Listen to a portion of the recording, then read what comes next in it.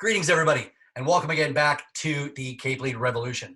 This time, and then also at the same time this happened last week, this is kind of cool, coming to you from Phoenix, Arizona, and then Monument, Colorado, outside of Colorado Springs. Joining us today is Col Kim, Casey Campbell. Colonel Campbell, welcome to the Cape Lead Revolution.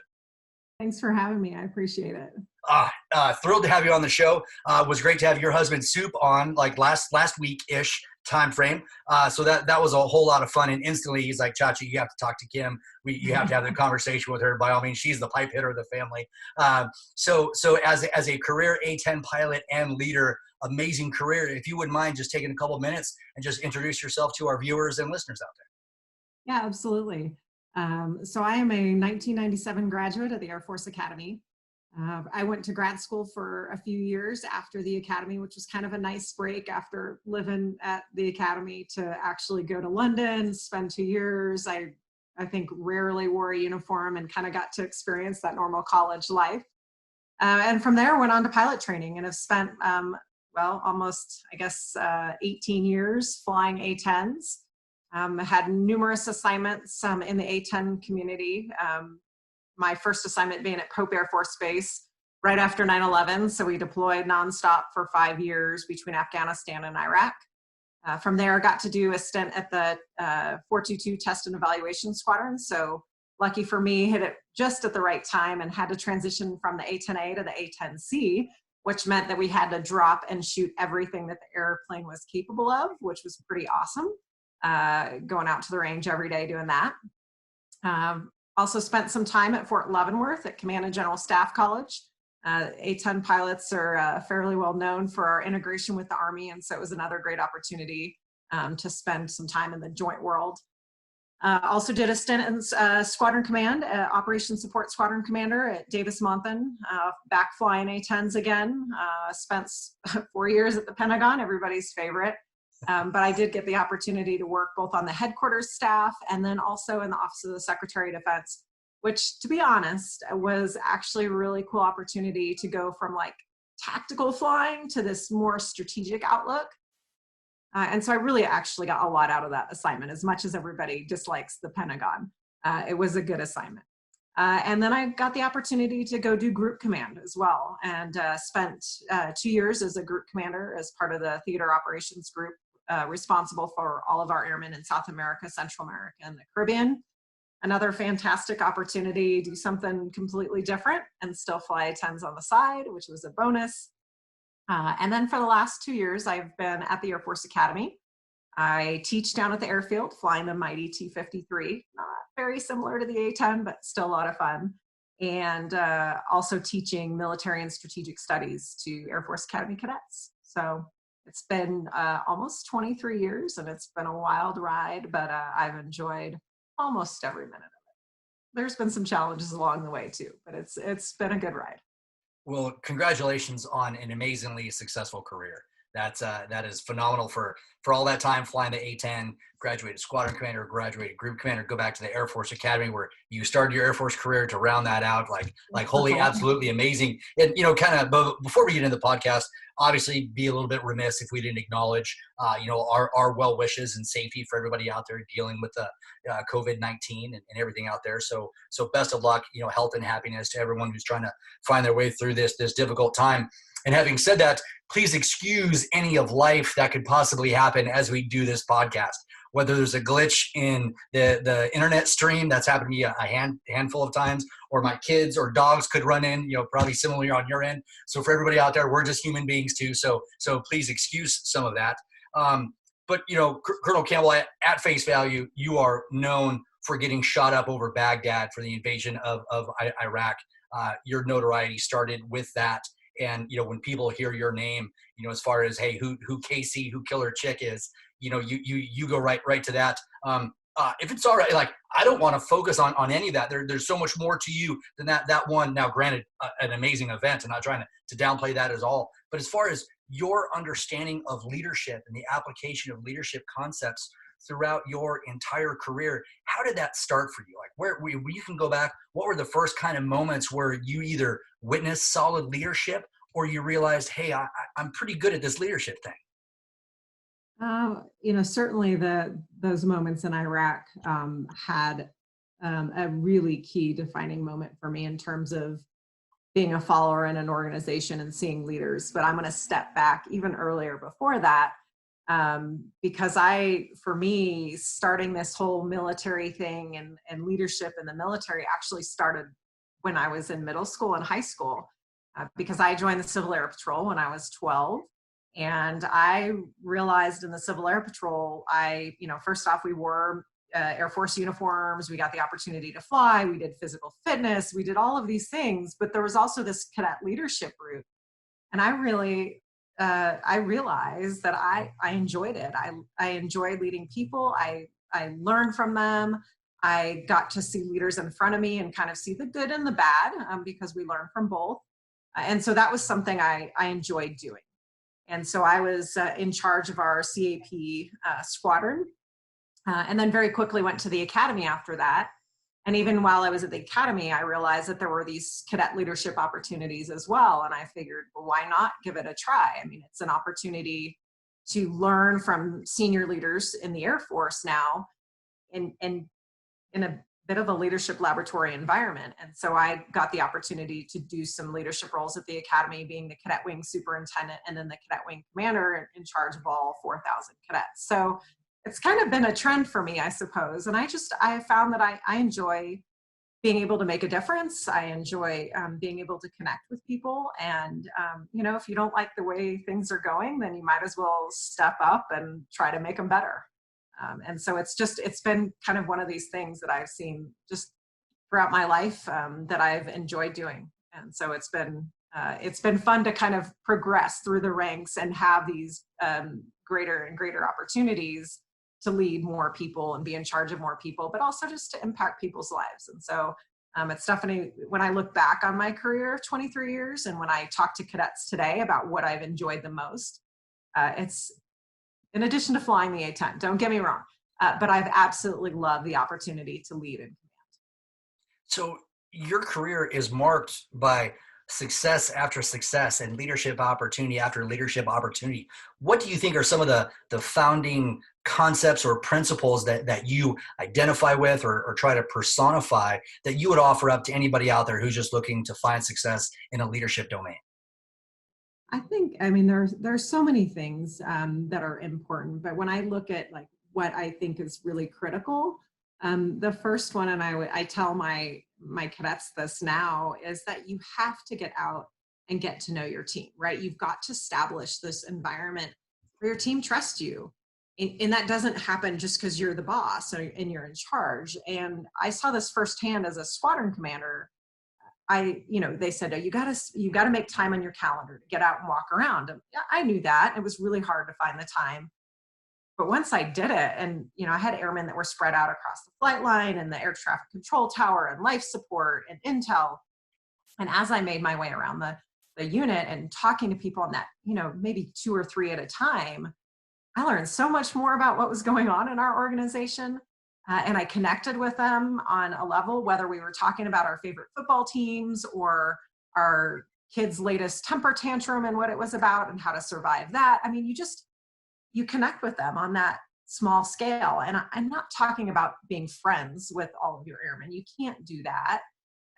But you can get to know them and you can establish this an environment of trust. And then you go from there. Because once you've established that, I think, your airmen are willing to, they're willing to work for you in a way, and they will perform better. And then when we have these times of crisis, you've already established that. And I think to me, that's like the number one core thing that we've got to do. And so this may turn into a little bit of a 2-part question, I think, based off of some of that. But, if you look back going through your career, like what advice would Colonel Campbell have for Lieutenant Campbell? And whether it's, preparing yourself to get shot up over Baghdad and having to fly back and land your jet on a pulley system, or whether it's, leading different people inside a very robust squadron like an OSS is, or a group where you have people all over the Southern Hemisphere, what would that advice to yourself be? And again, not necessarily what would you do differently, because I'm glad for all of my hiccups or mistakes or lesson learned, but what would be some advice you'd give to yourself? Oh, there's so much. Looking back, I think I would tell myself, kind of from a personal standpoint, first is not to be so hard on myself, and not to overthink things. Now, I say that, right? I'm still not very good at that. So I do have a broader perspective now, and I know that I shouldn't do that. But at the same time, I still have to tell myself, I still have to tell Colonel Campbell, don't be too hard on yourself. Don't overthink it. And, but I think those are some things I wish I would have had that awareness of earlier. I still need to work on it. The other thing I think is that we absolutely have to be prepared to adjust, right? We can have a really solid plan of action, and the second it goes just slightly wrong, like we can't just flail around. We have to be able to react to change and the unknown. And I learned that firsthand flying my mission in Iraq. I mean, we talk about these things, we prepare for them, but in that moment, can you respond and can you react? And so I think it's really important that even when you have a really solid plan, you have to be able to react to contingencies. You have to be able to respond when the mission doesn't go as planned. And I think when we do that, when we're prepared, and this sets up so many other discussions, but when you're prepared, then you're less afraid of the unknown because you've prepared, you've thought through it, and you're not expecting everything to go perfectly, because no mission that I have ever been on, and I know you're not supposed to say things in absolutes, but I'm pretty sure this is an absolute, that there is not a single mission I've flown where everything went exactly as planned. It doesn't happen. So you have to be prepared for the unknown. And I think that translates to life as well. You have to be prepared for contingencies and to adjust and make changes, and just be kind of ready to roll with it. So how cool is it now with your current job that you get to take a lot of this, new perspective, perhaps a deeper perspective, a more well-rounded perspective, perhaps, and share it with the youth of Air Force leadership growing up now? How fun is that? How challenging is that? And how does that play out for you? It's awesome. I mean, I feel like I've come full circle to be back at the academy now. I mean, I really feel like, that's where my career in the Air Force started. I made friends there. I met my husband there. I mean, it was defining for me to be at the academy, and now to come full circle where I'm teaching cadets, and I teach pre-commissioning military education, but we spent a lot of time just talking about life lessons and war stories, because I think you can have strategic level discussions, but it's really nice to share with them your personal experience, right? It's that whole idea of opening up a little bit. And I think the nice thing for me now as a colonel, and especially getting ready to retire, like I'm not afraid to share the bad and the challenges. I think that's really important. It's not all good along the way. I mean, a career in the Air Force, there's going to be highs and there's going to be lows. And so I think, now it's nice to look back after 23 years and have all that experience, have time in combat, and just time in command, and to be able to have that more knowledge than I did as a senior at the Air Force Academy, and now to share with them. And they're so excited. They're getting ready to walk out the door on this Saturday, April 18th. And so the last little discussions and thoughts about keys to success and things that I recommend and lessons that I learned, ideally, so I don't have to go learn them the hard way. It's been really fun. I mean, those cadets are fantastic. I really have enjoyed getting to spend time with them and get to know them, and share kind of some lessons and thoughts for the future for them. Would you be willing to share maybe perhaps a conversation or two that you've had with one of your cadets over these past 2 years that maybe has been either really impactful, or you could see the light go on, or somehow you could just see something connect for them? Yeah, there's been a few different ones that I think stand out to me. I had a young cadet who came to me because she wasn't going to be commissioned into the Air Force. They had found a medical condition, and she was kind of struggling with what she would do, and she'd really wanted to be a pilot, and was trying to figure out what now. And I when she came to talk to me, I was just kind of in this moment of shock, because I had an experience as when I was a junior at the Air Force Academy. I had gone through my medical evaluation for flight screening, and all I have ever wanted to do was be a fighter pilot and fly. and was told based on a heart condition that I had that I didn't know about at all, that I wasn't going to be commissioned and that I wasn't going to fly. And I mean, I was devastated. I can't even, it's hard to even put into words. It was such a life-changing moment for me to like somebody just tell me like, oh, by the way, you have this heart condition and you are not going to be commissioned in the Air Force and you're not going to be able to fly. Clearly all of that, I was able to get past that, thanks to some, some help from some senior leadership who were willing to take a chance on me. But in that moment with that cadet, it was just like, I felt like I was so thankful that I was in that moment because I had faced that same devastation and that crushing blow and trying to figure out what to do next. And so she was able to get a waiver to be commissionable, and she ended up going intel instead of pilot, and she was really excited about it. And I actually ended up commissioning her and doing her commissioning, the oath, for her at her graduation. And so it was just, it was nice for her to know that, she wasn't alone, that there are other people that have gone through this and you can survive and you can overcome. And yes, it sucks, but you can survive that. I think another conversation that I look back, and I've had quite a few of these, are usually with a male and female cadet about, wanting to start a family, and, they want to get married, but there's all these challenges of joint spouse and how do you do it? And at the same time, I've had other cadets come in and, really want to be pilots, but then they're not sure because they don't feel like they can have a family too. And so to be in that moment and tell them that you can do both. You can be married to another military member. You can fly and have a family, and here's how. I mean, don't get me wrong, I'm not saying it's easy, but there are challenges, but there are ways to do it, and there are ways to advocate for yourself and your family. And so having those conversations and then watching those cadets go out and be pilots, it's been really, really just cool to see that. And I have one more story to share on this one because it just made me think of it. But I had been mentoring cadets for a long time, not just while I was at the academy. And I did this through an online mentoring network. And I had been in touch with a cadet, and she was talking about flying and getting married and having a family. And I really encouraged her, if flying was what she wanted, to go for it. And then, so she said she was going to pilot training, and we lost touch for a little bit. And then my last assignment, when I was a group commander, I was in our A-10 training unit. And so we were training all the new lieutenants to come in. And I'd fly a couple times a week, and I was on the schedule for a young female pilot. And we flew together, and it was an air to ground ride. We went out to the range and dropped bombs, and we came back and did the debrief. And at the very end of the debrief, she said, "Ma'am, I don't know if you remember me because my last name has changed because I'm now married, but you used to mentor me as a cadet at the academy, and you encouraged me to go to pilot training, and now here I am." And I was just like, how cool is that? Like, to know that the conversations that we had encouraged her to take a chance and give it a try.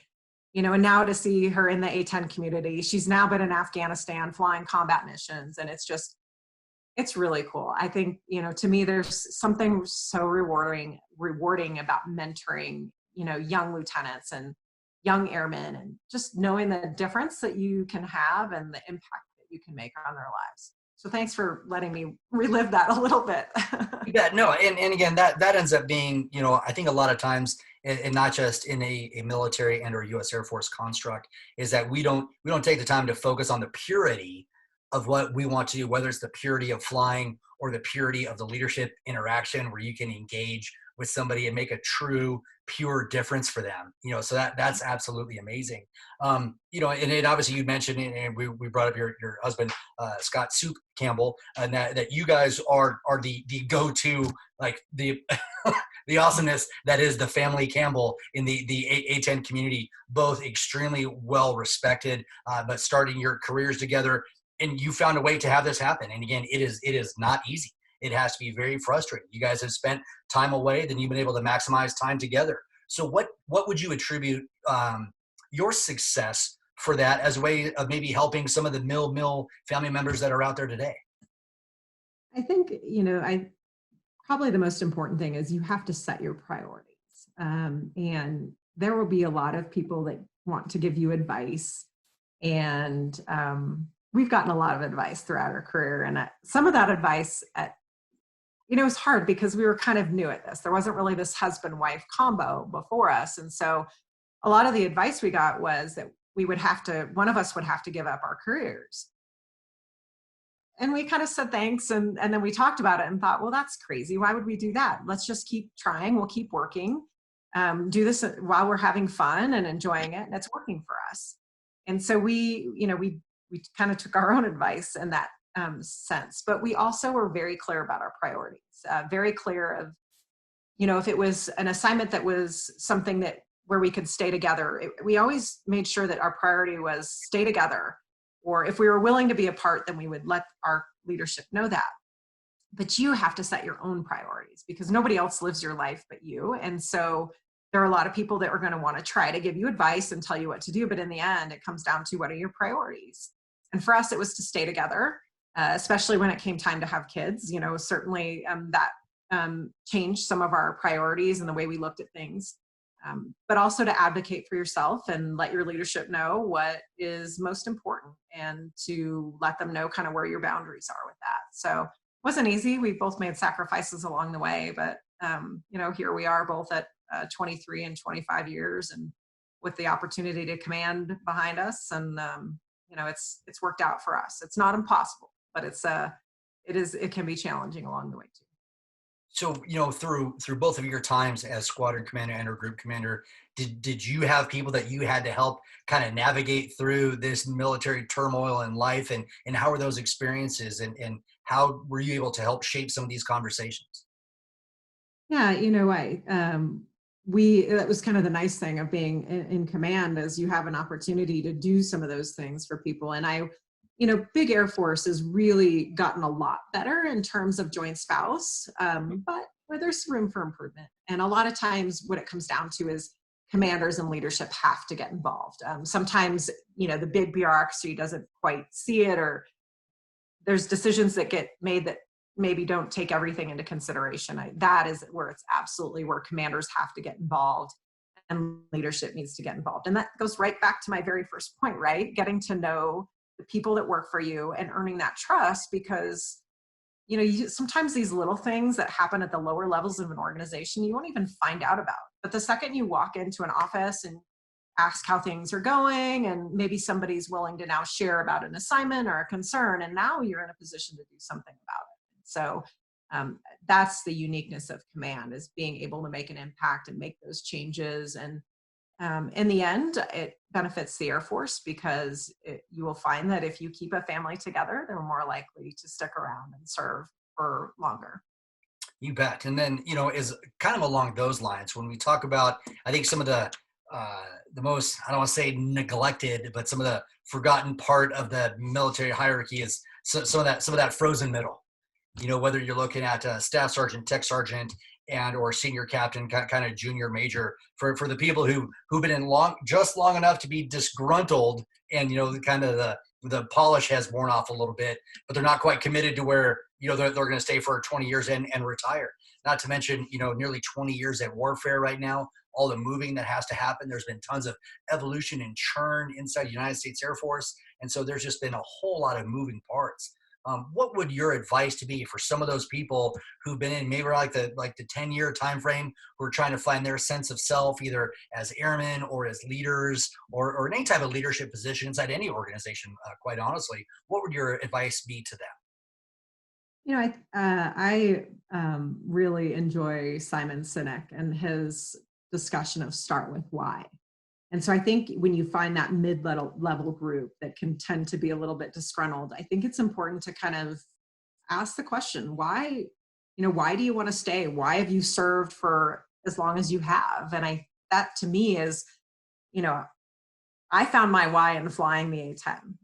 That is why I have stayed in the Air Force as long as I have, is because I absolutely love what I do. To fly missions in combat and know that you are saving lives and helping people get home to their families, like that was my why. That's why I stayed. but it's different for everyone. And so I think I go back to that idea as a leader, helping your team understand the why for the organization. Why are we doing the things that we're doing? But also I think from an individual perspective too, you need to find your own why. Why do you want to serve? Figure out what's really important to you and what drives you. And so I think those are important conversations to have, both from an individual perspective and then from a leadership perspective. I think we are far more effective as leaders, and our team, right? Military people do what they're told to do because that's the way the military is structured, right? There's a chain of command. However, if you can explain to your team the why and help them understand kind of the process and your intent, then they are more willing, I think, to go the extra distance because they understand the meaning and the why behind it. And I know I've touched on a few concepts here at once, but I'm also reading General Mattis's book, Call Chaos right now, and he talks about the why, in his book in terms of like the commander's intent. And he essentially says, hey, if you don't give an intent, then your team won't seize those fleeting opportunities when when they have the chance. And so I think from a leadership perspective, explaining the why and having your team understand that, one, they will perform better, they will take the initiative, they will be more innovative, they will take some risk. And so I think that from a leadership perspective, that's really important. But I also go back to the core for those individuals at that mid-level point. You need to find the why within yourself as well. I similarly am a huge Simon Sinek fan. And so whether it's Start With Why or Leaders Eat Last, or even back in October, the Minute Infinite Game came out. I read that. I had that done, the opening weeks. And again, just an understanding of that mindset. But since you opened up with breaking the book barrier, I know. do you have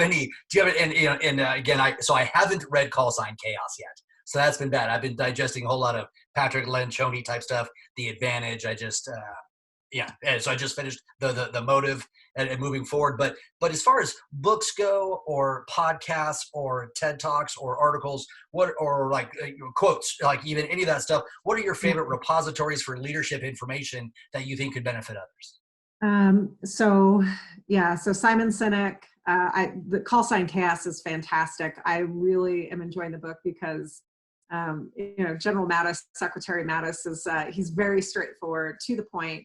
But it also goes through Iraq and the time, from a ground perspective, what I was experiencing from the air in 2003. And so that was really interesting to read that perspective from the Marine side. So I'm really enjoying that. And he talks a lot about leadership and a lot about some life lessons. That book is fantastic. Colin Powell's book, I really am enjoying that one. I've read that one already, but he's got these 13 leadership lessons. And I think, there's some that really relate to me. There's a couple of his lessons are, be kind, but also be demanding. So those are two different lessons. But I think, when I talk about some of my leadership traits and things that when I talk to my airmen about ways that I want them to act, we want to be kind and we want to treat people with respect, because you can build relationships with people. And then amazingly, you can get things done when you have these relationships built. At the same time, you want to have a vision and be demanding, right? You want your team to know what is expected of them and have that, you're not trying to just be friends. You want to be kind, but you also have a vision and be demanding about what you want to do. And so I think Colin Powell does a really nice job at kind of talking about it from various levels. I obviously have to mention Bren Brown. I think I am a big fan of vulnerability and leadership, and a lot of people think that's an oxymoron, or I don't know, just in terms of vulnerable leadership in the military. But I think it absolutely has a place. So I'm reading. She has multiple books. I used to be like a one book person. I would start to finish, and I don't know what's happened over the last few years, but I have now like 5 books that I'm trying to read at once, which makes me a little bit crazy because I'm super type A, but I'm dealing with it. So I also have watched Bren Brown's TEDx, her podcasts, which are really pertinent right now because it talks a lot about dealing with difficulties and tough times. And so that's kind of the leadership side of things. On a more, I don't know, I guess there's still leadership here as well, but favorite movie, I absolutely love The Gladiator, because there's some, we watched it the other night. First off, he is incredibly credible, right? He's an excellent warrior, so he's credible, he's good at what he does, and then he cares for his people. I mean, he takes care of them, and then he holds the line, right? He holds people accountable. So leadership lessons in Gladiator as well. So those are probably my big favorites in terms of book. I'm also a huge Nelson DeMille fan. So that on the fiction side of the house, okay. As well as World War II fiction. I love reading about kind of wartime, but more of like the personal perspective of how people dealt with some of the difficult times, which strangely is very relevant today. So that's a laundry list for you. There's a lot in there. That is actually amazing. It was funny. One of my other guests on the podcast, Jim Vasilopoulos, he's got the Leadership podcast. He and Jen Rutherford do that. But he's a big movie quote guy. So one of his favorite leadership movies is Pulp Fiction. Oh yeah. Okay. And so that was very interesting. We had a good conversation about how that plays out. So that was a whole lot of fun. So we will take this into break. So stay tuned. We'll be right back here on the Cadet Lead Revolution with Col Kim, Col Campbell. We'll be right back.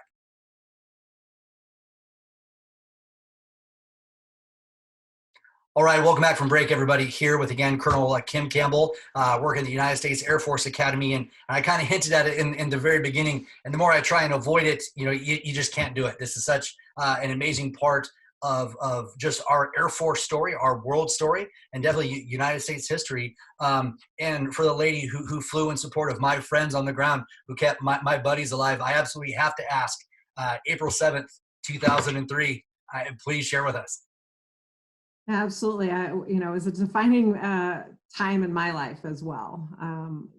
We had left for war in early March of 2003, but really didn't know if we were going to get to fly or what was going to happen. We were all really just kind of waiting for the president to kind of kick things off, and also trying to figure out what we would be doing as A-10 pilots. And fairly quickly after getting there, we got word that we would be flying close air support missions from the border of Kuwait all the way up to Baghdad, which was a little eye-opening for us because we knew that there was a pretty significant threat system around Baghdad. And so I remember my squadron commander at the time, talked to us about some of our fears with the threat systems. And we honestly didn't think that we were going to bring everybody home, and we didn't think we were going to bring all of our airplanes home. And so he kind of had us face that right on, and we talked about it, and he made us all write letters home to our families in case we didn't make it back. And so that was kind of my first experience with seeing a leader in crisis in terms of a really difficult time, and how he helped us deal with it and then compartmentalize it so that we could move on and fly our missions. And we started flying missions supporting both the Army and Marines as they made their way to Baghdad. The missions got more and more intense the closer to Baghdad we got. And then by early April, the Marines and the Army had made it to Baghdad, and the fighting was very intense. From a ground perspective, certainly, but for us in the air, we changed the way we operated because of the intensity of the battles on the ground so that we could be there to support the guys on the ground. So we would fly from Kuwait the hour that it takes to get to Baghdad in an A-10, much faster in other airplanes. But in an A-10, it takes us an hour. We would air refuel, so get gas, and then we would wait in these stacks around Baghdad, just waiting for the call. And on April 7th, 2003, this is exactly what we did. And we went to our stack to hold. The unfortunate thing this day was the weather was terrible. And so we couldn't see the ground below. And we didn't know if we were going to even be able to help the guys out just because we couldn't see the ground. We didn't have the systems then that we do today that would allow us to drop through weather and do things like that. And so it was very much for us, we had to be able to see the ground. And while we were in the stack, we got a call from a JTAC, a Joint Terminal Attack Controller, saying that they were taking fire and needed immediate assistance. And so we immediately started proceeding to that location so that we could do whatever we could to help them out. And we honestly just didn't know what we were going to be able to do. They declared a troops in contact, and then we essentially made our way right over the top of the coordinates, and then just began a little bit of a letdown trying to find holes through the weather to identify both the friendly and enemy location. The nice thing about this scenario was that the friendlies are on one side of the Tigris River, on the west side of the Tigris River, and then the enemy, the Iraqi Republican Guard, were on the east side of the river. So it was a very definable situation, which certainly helped things. But my flight lead went first, and then it was my turn to kind of spiral down below the weather. And as soon as I got down below the weather, I could just see this firefight happening back and forth across the river. I mean, I could see just bright flashes and smoke, and I knew, the situation was intense. My flight lead very quickly rolled in from north to south to try to get underneath this bridge where the enemy was hiding, and the JTAC told him it was not effective, that he had to come in from south to north. So because we're now below the weather, it's very predictable the way we've set up, because that is unfortunately just the way the threat and the target is set up, that we're only going to do a few passes just to try to take some pressure off our friendly forces. Because at about the same time as there's this firefight going across the river, now I start seeing these puffs of gray and white smoke and flashes up around my cockpit. And I realized very quickly, not only is there a firefight happening across the ground, but they're shooting at us too. And so we make a few passes, and I'm on my last pass. So we've done guns and now rockets. And the intent is to just aim right underneath the bridge and let loose our pot of rockets, high explosive rockets on the enemy location. So I get everything set up. I point my nose right underneath the bridge, hit the pickle button, rockets come out, and now I'm trying to climb to get my energy back. We are very heavy at this point because I'm loaded with weapons. I'm also full of gas because we've just air refueled. We've got bombs, we've got missiles, we're fully loaded with gun other than what we've used. And so at this point I'm heavy, and I'm just trying to climb to get my energy back. And at about 7,000 feet, I just feel and hear a large explosion at the back of the airplane. I knew I was hit immediately. The airplane, nosed over, I could see Baghdad below. I remember I could see, Baghdad getting closer, and I remember pulling back on our control stick, and nothing happened. There's that small moment of like terror of, this airplane is not responding.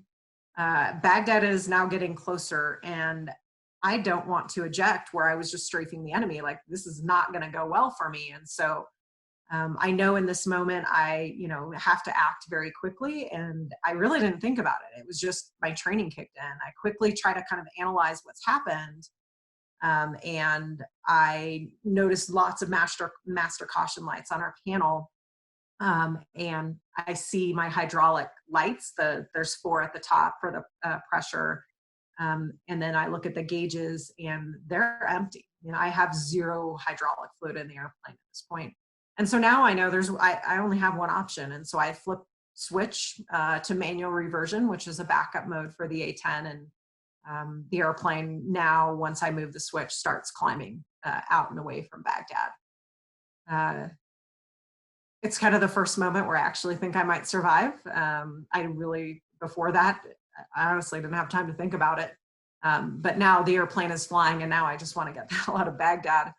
Somewhere along the way here, I tell my flight lead that I've been hit. And he is nothing short of amazing. It's hard to put into words how supportive he was in those moments in telling me what I needed to hear. We talk about Wingman Concept, this idea that we are there to help each other in the worst of times, right? We provide each other with mutual support so that when, maybe one person's struggling, the other one's there to help them out.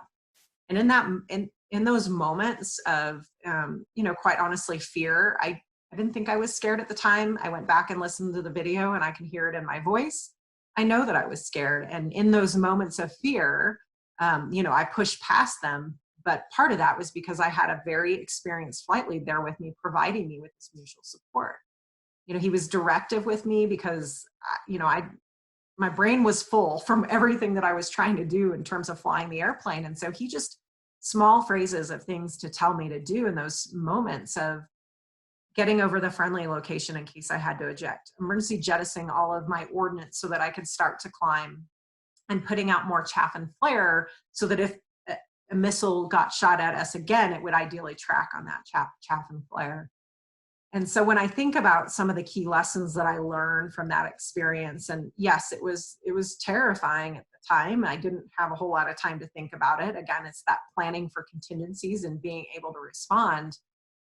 But I think most importantly, I saw what it meant to be a team, and to really be there to support somebody in kind of the worst, terrifying, difficult times.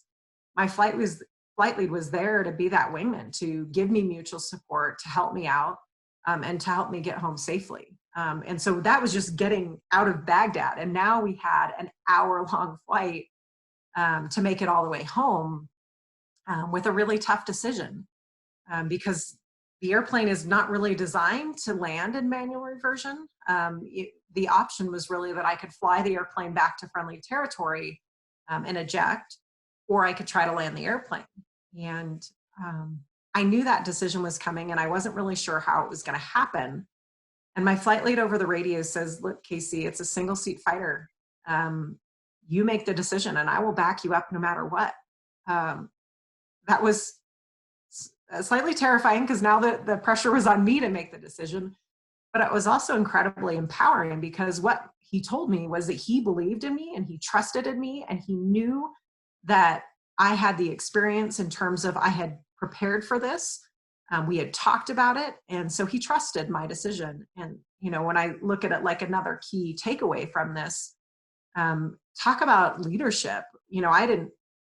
It's one of those things that I look back now and I think of, as leaders, we want to empower our wingmen, our young airmen, the lowest levels of our organization to come to the table with ideas, but we have to be willing to empower them to do that and to trust them to do that. And so that was one of those things that these are really critical lessons. And, don't get me wrong, this is not what I was thinking about in those moments, but looking back now, I realize how important those were.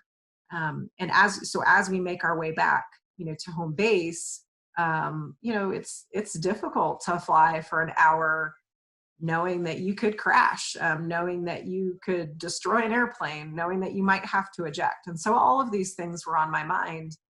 And my flight lead did a really good job of, one, focusing on the task at hand of flying and talking about what we needed to think about, like what the priorities were, but not letting me get too far in the what if scenario. And so it was really reassuring to have a wingman there with me making my way back home. And the other piece to this, this wasn't, I was one small piece to this big puzzle of me getting back safely, because there were F-15s overhead providing combat air patrol so that if any enemy aircraft launched, they were there to provide us cover. The rescue helicopters, the Sandys, the A-10 combat search and rescue aircraft were all on alert. In case I had to eject, I knew they would come get me, no matter what. They weren't going to leave me behind. And so all of these people were there supporting me, and that was just really reassuring to know. And so when I did make it back, as I came in, we talked to the supervisor of flying, who was also an A-10 pilot. They had sent him up into the tower. And so I knew that there was this entire team there to support me. And it was just reassuring. I mean, I didn't want to use the majority of them, right? I didn't want to use the crash recovery team because I didn't want to crash. I didn't want to eject, so I didn't want to use any of the alert helicopters. But how reassuring to know that you have this entire support network. When I came back into land, I felt very strongly that I could land the airplane. I had flown it for an hour. I had a very experienced flight lead with me, and I decided that I would continue to try to land the airplane. As I came in kind of on my final approach, I had a few, terrifying moments where I thought the airplane was going to roll over on its back. But I was able to kind of quickly counteract that and get the airplane leveled out and ready to land. At about 30 feet to go, at this point, I'm just thinking, please let me make it. And then the main gear touched down, the nose gear, and the longest rollout I've probably ever done in an airplane because I was just so relieved to be on the ground. And then I had to use another emergency system to get the airplane stopped. But I got out of the airplane, and there standing around me was this entire crash recovery team, a bunch of Marine firefighters. You know, they're looking at me, looking at the airplane. I'm looking at the airplane, and kind of this, how did this airplane make it back with all this damage? You know, and I go back to the guys that built and designed this airplane. I am so thankful that they designed an airplane that could take that amount of hits and still keep flying. But it wasn't, you know, yes, I made it back successfully, but it wasn't just me. It was an entire team of people, including my crew chiefs, who were, one of my crew chiefs was back at the parking spot. And so I went to see him to apologize for destroying his airplane. I never did get those words out because we pulled into the parking spot in a car, not in my airplane, because I had to leave that on the runway. But we pulled up, and there was Ian Morris, Staff Sergeant Ian Morris, waiting for me. You know, and in my mind, I'm like thinking, okay, how do I say this? What am I going to say? You know, do I shake his hand first? Do I say sorry? What do I do? And I get out, and Ian's just got this big smile on his face, and I remember it to this day. And he was just, you know, ma'am, welcome home. And that was just, you know, really awesome to know that, you know, that we were all in this together, you know, that we were all part of this team that made it happen. And my other crew chief that had launched me out that morning, Senior Airman Randy Andrus, he had launched me out, so I didn't see him when I came back. You know, but he made sure that airplane could fly under any circumstances. And so I'm thankful that I had such a huge team there to support me through a really difficult time. And as hard as that moment was, I'm thankful to have had it. You know, you never want to go through something like that, but it changed me as a person. It changed me in realizing how important a team is. And then also seeing a leader in combat who really cared about his people, who empowered his team to make decisions. I'm thankful that it happened so early in my career because it really set the course for me in terms of how I wanted to be as a leader and how I wanted to cultivate a team like this. And so, even though it's been 17 years, it is still, to me, like one of those defining moments that told me a lot about myself, but taught me a lot about leadership and teamwork as well. You bet. Thank you very much for sharing that story. It definitely got to me. You know, hearing that happen, I was sitting in Kuwait, and you know, we'd heard that stuff, and getting to meet you a year later, absolutely phenomenal. You know, and there's just so many things to unpack for this amazing metaphor for leadership, for everything that has to happen, the planning, the understanding, the teamwork, all of that stuff is just absolutely unreal. And so when you look back at your career, and it's just so weird because, you know, you were saying you wanted to fly airplanes from you want to be a fighter pilot, but that wasn't happening at the time you were joining the Air Force. And now here you are, is, you know, by part of your legacy is you're one of the people in the most storied air to ground, you know, missions that we've had in recent history. You know, you're just inextricably linked to this part of air power. So how, perhaps vindicated isn't the right word, but how amazing does that feel to see that this evolution that we've had as society, as the Air Force, from no women in combat to being one of the most prolific combat pilots, you know, for such a historical mission? That's a heavy title there. You know, when I decided I wanted to be a fighter pilot, I didn't know that women couldn't be fighter pilots. I decided in 1986, and I remember it because I was watching the Space Shuttle Challenger launch, and when the disaster happened and the astronauts lost their lives, for some reason that moment stuck with me as like, they died doing something that they believed in, that they were willing to give their lives for. And that was something I wanted to aspire to feel so strongly about something that you would commit your whole life and your whole self to it. And so I decided, after some talks with my parents, that that was something I wanted to do. I wanted to be an astronaut, and I figured the way to get there was to be a fighter pilot. But that was 1986, and women weren't allowed to fly in combat. My parents never told me that. And I look at that now. I mean, they could have easily said, you know, Kim, you might want to find another career path. Women aren't allowed to do that, but they didn't tell me. I don't think I really understood the restrictions on women in combat until about 1991, when I was in high school doing a speech on women in combat and realized that women actually couldn't fly fighters. So here was my plan to be a fighter pilot, and I didn't realize that women weren't allowed to do that. Now the rules changed a few years later. Hello. I can hear my kids outside too. It's fine. Yeah, again, this is one of those live things. Brendan, I'll talk to you later, buddy. Sorry, go ahead, Kim. I apologize. So the rules changed a few years later, allowing women in combat. But it was, it was one of those things. I wasn't going to let it stop me. I just kind of like, okay, noted. Maybe that'll change. Maybe it won't. It's still what I want to do. I'm going to still keep on that path. But there were very few women flying fighters. I mean, by the time I went to pilot training in 1999, there were, out of all the fighter pilots, there was less than 1% that were women. And now there's still not that many. There's a lot more. We're still sitting at about just under 3% of fighter pilots are women. So the numbers are still small. But I think we're less of an anomaly now. We've proven that we can go out and fly missions in combat and get the job done. And so I think the newness has worn off. And I think that's a good thing. I never wanted to be called a female fighter pilot. I never wanted to be known for being the female fighter pilot. But it turns out when you're one of the few and you go fly a mission in combat and get shot up and then the news picks it up, that is exactly what you are. You are the female fighter pilot. It really bothered me for a while. I kind of got really frustrated by it. And then I had to let it go. And I let it go because somebody sent me an email and said, hey, my daughter saw your story and she realized that she could be a fighter pilot too. So thank you.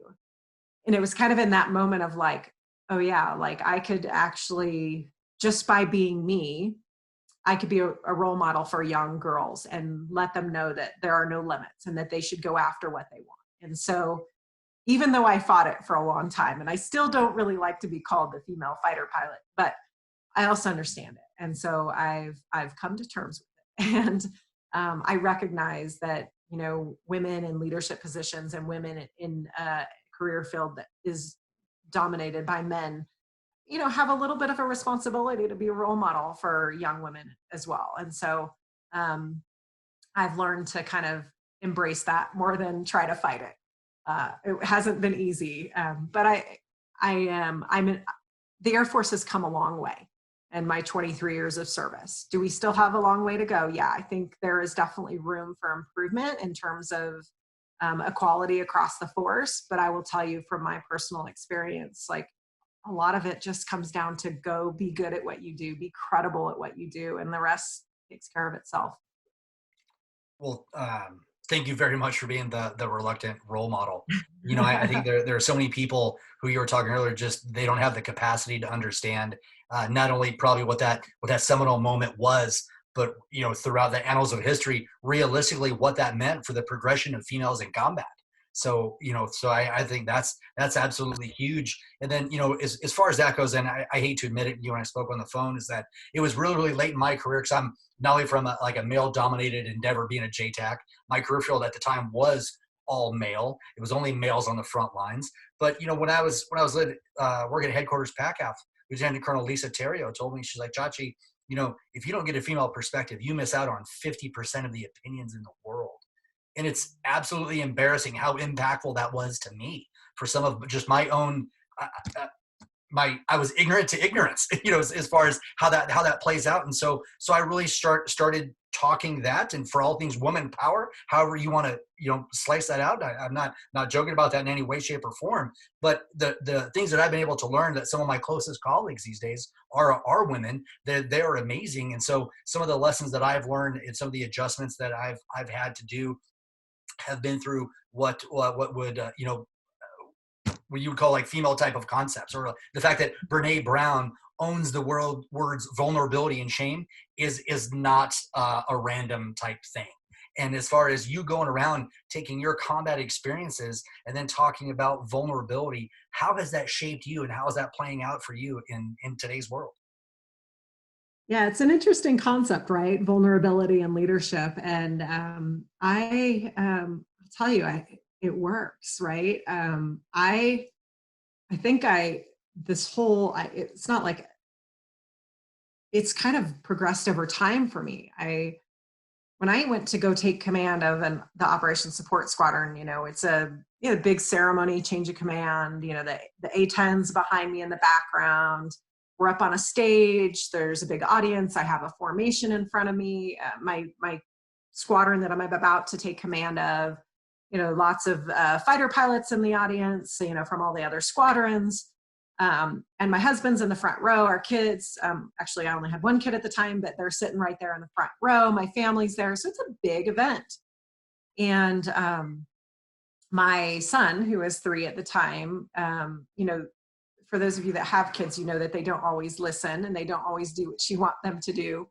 And so we had him, sitting in the front. We thought, okay, we'll bring a toy or something and he'll stay there. Well, he did not want to stay there. He decided that he was going to come join me on the stage. And so as the ceremony is progressing, he is just taking like a few steps and then a few more steps and a few more steps and getting closer and closer to the stage. And my husband and I are doing this, like trying to talk through our eyes of like, what are we going to do? Like my husband's, I know is thinking if I go get him, he's going to like lay down on the floor crying. And I'm thinking, what am I going to do if he gets up here on stage? We have this formal ceremony to do. And so he just keeps getting closer and closer. And then finally he sits down on the steps and I'm thinking, I'm good. He's going to just stay there. Not so much. He kept getting closer and closer. And finally he plops himself, just climbs up right on my lap in the middle of the ceremony.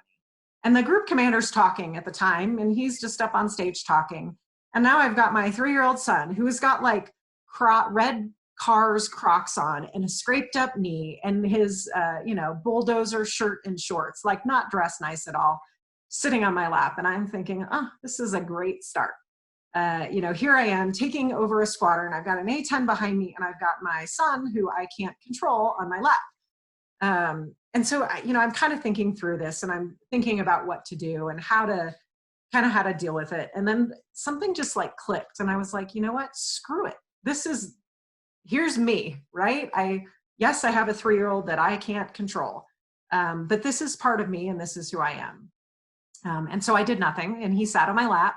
And eventually the other outgoing commander gave her kids a toy and he got so excited he ran off the stage to go see what they were getting. So we were able to go through the whole ceremony in terms of, the official part without my son on my lap. But, it was that moment of like, you know what? I'm human. I can't control my kids all the time, sometimes none of the time, but, I'm human too. And I'll tell you what, when I went and talked to my airmen after that, they were like, that was so great. Like, we love seeing that, and it just opened up this opportunity to be human with the people that I worked with. And it really reinforced this idea to me that yes, we're the boss and we're in charge, but guess what? We're people too. We have real world issues and lives and things like that. And I just really realized that being open with your team, and being vulnerable, right? It's not weakness. And I have Bren Brown now, who is really smart, has done a lot of research on this. So it's fantastic that she says it's not weakness. So here's me who just talks about this based on experience, but she's done the research. It's not weakness, right? It means that you're open to uncertainty, that you're open to risk. And being a little bit open with your team is a risk. And sharing a little bit of part of yourself is a risk. But the reward of building this relationship of trust far exceeds, the risk that's there. And so for me, it was like this thing that I did over time that I was like, wait a second, this works. Like, and I like it. It's fun. I love to get to know my airmen and share and learn from them. And in return, they perform. And so I realized for me, this was something that I just through experience worked. And then I happened to maybe couple months ago, share the picture of my son on stage with me on LinkedIn, and the response was overwhelming just in terms of vulnerable leadership. And one of the captains in our department at the academy said, "Hey, have you read Bren Brown? She kind of talks about this stuff." And I had heard of Bren Brown, but I had never really connected. And then I started reading, and I was like, well, finally, now there's somebody out there that's really smart on this, that says that what I'm thinking and what I've been experiencing is right based on research. And so it's been really fun now to go read her work and the experience. And it gives me courage and confidence that this idea that I had about, just getting to know my airmen and being open with them and being human, now there's some research to go with it too. But for me, it's been experience. It's just been how I've been able to connect with my team and watch them perform and excel when there is this open environment of trust. And I think you establish that environment of trust by being vulnerable. And it's not weakness. And it's not ironic that there is a fighter pilot talking about vulnerability. You just have to think about it and kind of open yourselves up to thinking about leadership a little bit differently. Bet. And as you go from your military service and all these, I'll call them amazing things, not that they've all been good, but all these amazing things that have happened to you, what do you hope your legacy is? And again, not necessarily ego-based, but moving forward, when people speak the name Col Campbell, what do you want that to evoke? That is such a big question. As I approach my retirement here, looking back on 23 years of service, the April 7th mission was a defining moment for me, and that's how a lot of people know about me, or the A-10 and combat. But there's so much more to me than that. And that was when I was a captain. That was 17 years ago. And since then, I've been a squadron commander and a group commander. And I've hopefully helped change airmen's lives in a really positive way. And so I definitely would like a legacy of being a fighter pilot that helped change the way we in the fighter community train our young fighter pilots for combat, because I think we learned a lot of lessons from 2003. And so there's that piece. But I also want to be remembered as a commander who took care of our airmen, who looked out for them, but also held people accountable. And so there's that piece. There's the mom piece, right? I have two young boys, they're 7 and 11. And I want to be also remembered as, a mom and a wife who, was committed to service and committed to, excellence in service, but also being an excellent mom and wife as well. And I don't think you can do it all excellent all of the time. I mean, it's not a 50-50 balance all of the time, but I think over time I figured out how to make it work. Was it perfect all the time? No. But I made it work. And I think there's part of me that wants to look back and, there's lots of pieces and parts, to my life, and, being a fighter pilot, being a commander and leader, and being a mom and a wife. And, these are all things, and you'd like to think that people thought you did them all fairly well. There were moments I know that I didn't do them all very well. But I think, overall, kind of looking back, that would be something that I hope people could kind of learn from, and trying to go through that together. And certainly if I can be a role model for young girls to go out and go after what they want and be good at what they do, I think those are all things that I would hope people would think in terms of legacy. But that was a really long answer to a short question. I guess I don't have it quite nailed down yet. No, and I'm not sure how anybody could, as far as that goes. But when we look at Kim Campbell, we go from proven warrior to reluctant role model to leader to teacher, and then to like wife, mother, role model, in instructor. What is next for you? Oh, that's a big question. I have, since 2003, I have been talking about my mission, and I have been sharing my story with various audiences. And I've really started realizing that there's the story, but there's the lessons that go with it. And they don't just relate to a military audience. And so in the past year or two, I've been giving doing some speaking engagements to companies, to vice presidents levels, to just different organizations that have a wide variety of background, everything from marketers to boilermakers to, it spreads the gamut. And what I realize is that the lessons that we get in the military and the lessons that I've personally learned from my combat experiences are things that I want to be able to share so that other people can learn the lessons without having to go through combat. And so that's been really fun and really rewarding for me. I really have enjoyed getting to talk to people from other communities and businesses and hear their story and hear what's going on in their company and feel like maybe I have just a little bit to share and some ideas about ways that they can do things better, or to maybe take a different view, right? If you're asking for a fighter pilot to come in and talk, you're probably looking for something a little bit different and outside of the view kind of lesson learned, and maybe getting outside our comfort zones a little bit on the way we've always done it. And so I would really like to continue doing that. Public speaking right now is not something that's happening a lot of other than virtually, based on our current pandemic. But in the long run, it's something that I would really like to do. It's been very fun and enjoyable. And I feel like I'm giving back a little bit too. I am also working on a book that kind of chronicles my life journey and the Air Force's journey at the same time, in terms of how the Air Force has changed over time.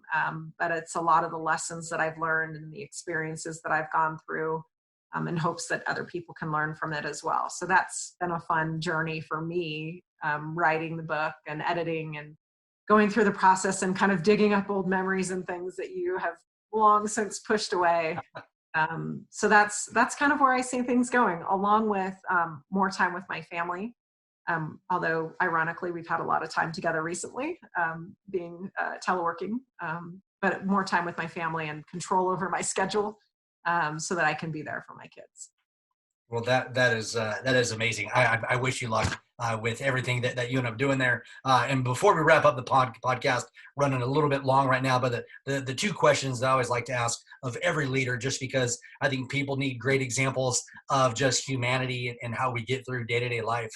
Question one, what do you do to put on your oxygen mask, i.e. how do you present the best Kim Campbell to the entire world? Make sure you're right with you before you work with anybody else. And then the ever-loving fun one, what would you do in life if money were no object and you knew you could not fail? All right, so question one, I love to mountain bike. I love to just right from the academy, I can ride right there in the mountains back behind the academy. And I love to just go out for an hour and get in the mountains and mountain bike. And yes, I do bike too fast. Yes, I have gone over the handlebars. I've experienced it all. But it's an opportunity for me to kind of get outside and do something fun and challenging and a good workout too. Let's see. Question two, if failure was not an option or not on the table, I would love to climb Mount Everest with nobody else there, not the thousands of other people, but like just just a small crew and go climb Mount Everest. Wow, that would be amazing. It's unfortunate it's gotten so crowded lately, but I'm too old to do that now because I don't want to take that kind of risk with my kids. But there's something about that I think would just be amazing and fantastic. And to stand on the top of Mount Everest would be awesome. And as I say that, the other thing, you only asked me one, but I said stand on top of Mount Everest. I said it earlier on, I wanted to be an astronaut. If I could go into space, that would be a dream come true. My medical conditions kind of sent that opportunity out the door. But, if I could push all that aside and just go do it, I would love to go do a spacewalk. That would be that is pretty awesome. And again, those are the types of answers that I want people to hear, and just see the humanity behind the name or the story, and the fact that at the end of the day, you're a human being with hopes and dreams and different likes and desires, and it's pretty awesome. So Colonel Campbell, thank you so much for being on the podcast today. I'll turn it over to you for some closing remarks. All right, thanks. This has been a lot of fun. It's kind of fun to look back through some of my experiences over my 23 years. I mean, I honestly never thought that I would stay in the service as long as I have, but you know, it all comes down to why I do what I do.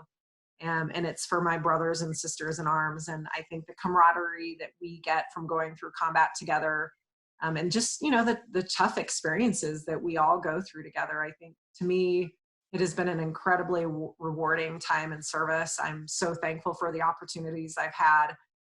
But looking back, the thing that sticks out to me most and the thing that I will remember most is, you know, my brothers and sisters that were right there with me, the friends that I've made, the experiences that I've had. I'm incredibly thankful for the opportunity to serve. And it's been quite the ride. And there's a little piece of me that is sad that it's coming to a close, but you know, it's time for the next adventure, and I'm more than ready. So thanks for the opportunity. You bet. Absolutely. And with that, to all the viewers out there and listeners, you know, you don't have to look too hard to hear all the Cape stuff in there. You were talking about the Colonels Campbell trying to find their way through success throughout their career, you know, just having the communication. What do they care about? How well are they aligned to achieve what they care about? Are they seeking, listening, or gaining outside perspective? And then lastly, do they have a realistic expectation for what success is going to mean for them and their careers? So thank you as always for tuning in. I hope if you didn't get something out of today's talk, you just suck. It is absolutely that simple, right? You don't have to look too hard to see that there were millions upon millions of lessons of wisdom from Colonel Campbell. So ma'am, again, thank you very much for being on the Cape Leader Revolution. Thank you, viewers and listeners out there. Thank you for tuning in. We'll catch you here next time. This is Chachi reminding you to always educate, anticipate, and dominate. We'll talk to you later, everybody. See ya.